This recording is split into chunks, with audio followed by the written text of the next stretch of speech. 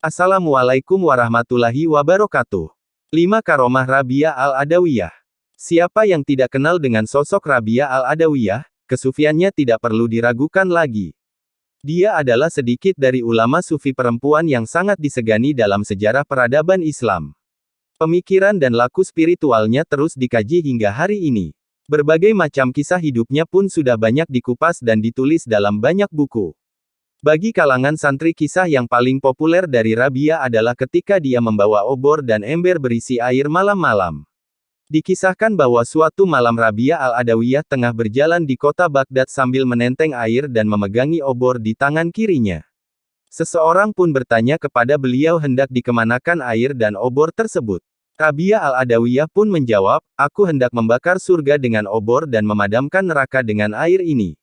Agar orang tidak ada lagi mengharapkan surga dan takut siksa neraka dalam beribadah kepada Allah." Petik 2. Rabi'ah Al-Adawiyah adalah seorang sufi yang mengusung mazhab cinta. Cintanya kepada Allah begitu dalam dan kuat, sehingga ia tidak mampu mencintai yang lainnya karena cintanya hanya untuk Allah. Karena saking cintanya kepada Allah, Rabi'ah pernah berujar bahwa ia tidak mendambakan surga dan tidak takut kalau dimasukkan neraka.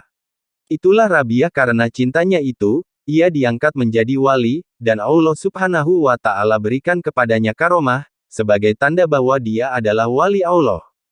Berikut adalah sejumlah karomah yang dimiliki oleh Rabi'ah Al-Adawiyah sebagaimana yang tercantum dalam buku Rabi'ah, Pergulatan Spiritual Perempuan. 1. Kisahnya dengan binatang buas. Ketika Rabi'ah sedang jalan-jalan di sebuah pegunungan, ada banyak binatang buas yang mendekatinya.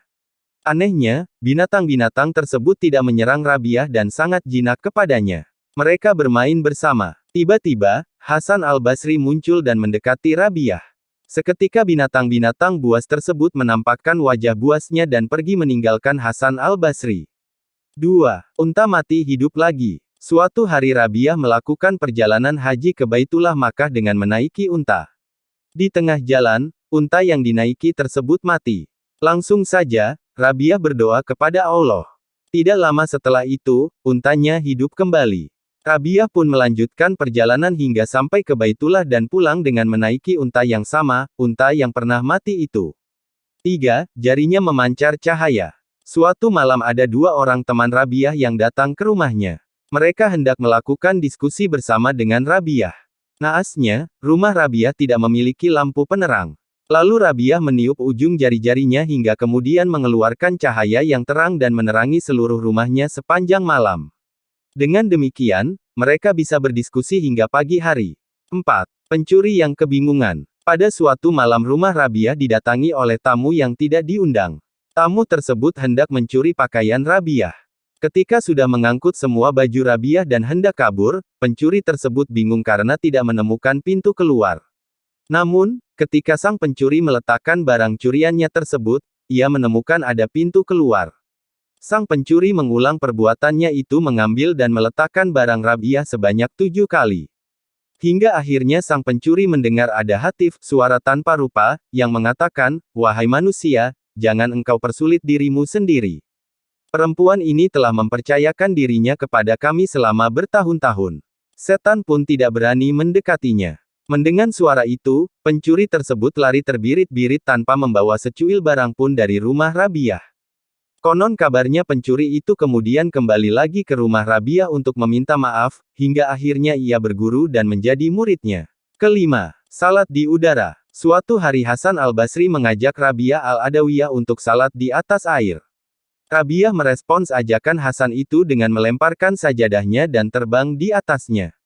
Ia mengajak Hasan untuk naik di atas bersamanya keliling kota agar orang banyak yang tahu. Tapi dari situ Rabi'ah memberikan pelajaran kepada Hasan Basri. Apa hanya sebatas ini yang dia minta? Kalau hanya sebatas terbang, burung dan lalat pun juga bisa terbang. Tidak ada istimewanya, dan tidak ada yang perlu dibanggakan dari terbang di atas angin, karena yang lebih istimewa adalah bagaimana bisa menjaga cinta hanya untuk Allah. Demikian di antara karomah Rabi'ah. Semoga bisa menjadi hikmah dan pelajaran bagi kita agar bisa semakin dekat dengan Allah.